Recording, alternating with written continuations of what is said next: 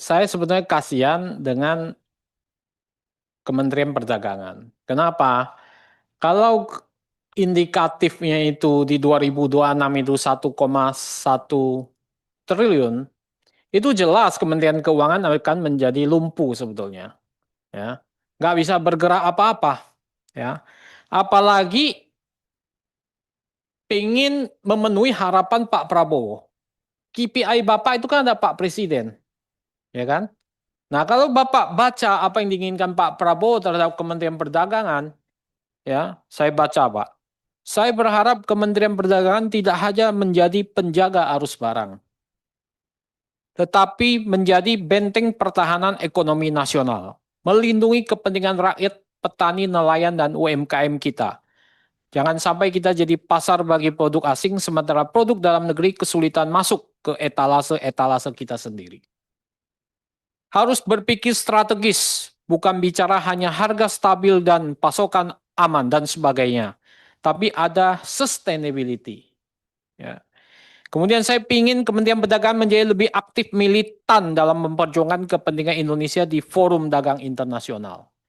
Dan yang terakhir saya ingin birokrat perdagangan yang cepat, adaptif, dan pro pelaku usaha. Supaya UMKM bisa dilindungi, Pak Menteri. Jadi ini harapan Pak Menteri, dari Pak Presiden Prabowo.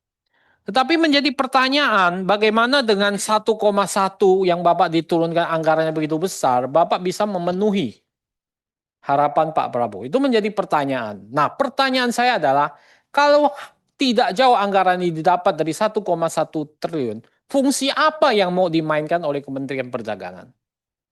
Itu pertanyaan saya. Karena Bapak nggak bisa sekaligus menjaga stabilitas, melindungi UMKM, juga memperluas akses pasar. Nah, ini juga saya ingin nanti seperti apa nanti fungsi yang ingin dilakukan oleh Kementerian Perdagangan. Saya takutnya Kementerian Perdagangan bukan menjadi strategis prioritas lagi, Pak. Nah, ini ada apa, Pak? Gitu. Apakah ini mencerminkan lemahnya tawar kekuatan tawar-menawar Kementerian Perdagangan? Bapak ini lemah dalam tawar-menawar. Padahal Bapak ini orang penting, Pak. Gitu. Nah, saya minta nanti dalam proses tawar-menawar, Bapak harus lebih keras. Bapak sandingkan antara KPI-nya Pak Presiden dengan apa yang harus dilakukan dan anggaran.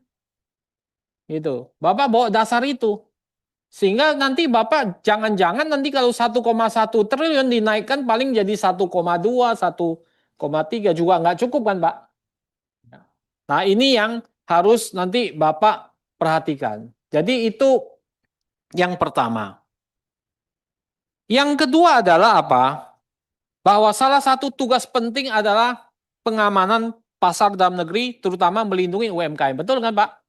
Ya. Nah, Pak Menteri, ini yang sekarang sedang terjadi, terutama di e-commerce. Saya terima banyak laporan, Pak.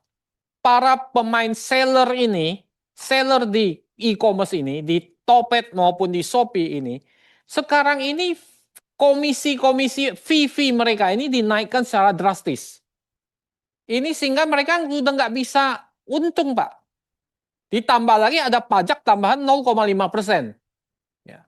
Nah, ini pada menjerit, Pak Menteri. Nah, saya minta dengan hormat aspirasi dari konstituen, Pak. Banyak sekali yang mengeluh bahwa kami sudah tidak bisa bekerja lagi di online.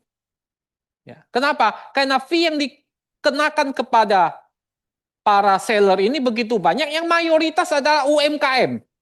Mayoritas adalah UMKM, Pak Menteri. Ya, ini e-commerce ini nginjek sana sini, Pak. Sudah ojol diinjak-injak, Pak. Para seller UMKM itu diinjak-injak juga, Pak. Supaya mendapatkan keuntungan sebesar-besarnya. Ini tidak sesuai dengan Pancasila, Pak. Tidak sesuai dengan harapannya Pak Presiden Prabowo. Nah, saya minta Bapak segera merevisi bertindak. Terutama dengan BPKN juga, koordinasi. Karena ini membunuh UMKM, Pak.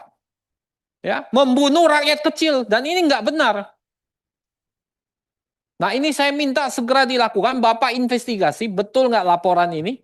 Ya, dikenakan fee macam-macam. Ya, semua dinaikkan.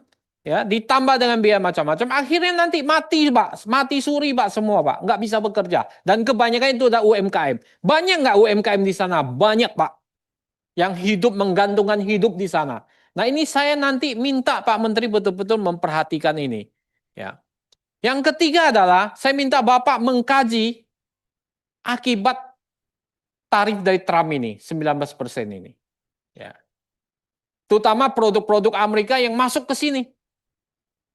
Apa akibatnya terhadap industri kita? Walaupun mungkin nggak banyak, nanti Pak Menteri menjawab juga apa akibatnya di sini. Bagaimana jika negara-negara lain juga memaksa produknya, itu harus diterima 0% di pasar Indonesia. Nanti China juga akan bilang dong, kami 0% juga dong. Yang lain juga akan ngomong kami 0% supaya bisa menembus pasar Indonesia. Ini diperhitungkan nggak nanti? Ya. Karena perintah Pak Presiden adalah jelas tadi. Ya, harus lebih aktif dan militan.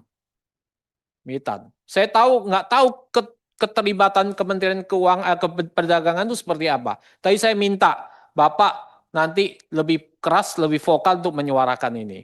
Nah, saya pikir 3 poin ini, ya, selamat bekerja, Pak. Tantangan berat, ya, tapi bawa bahagia, bawa happy aja, Pak. Nggak usah stres, Pak. Ya, sering-sering potong rambut, Pak, biar tambah lebih mudah.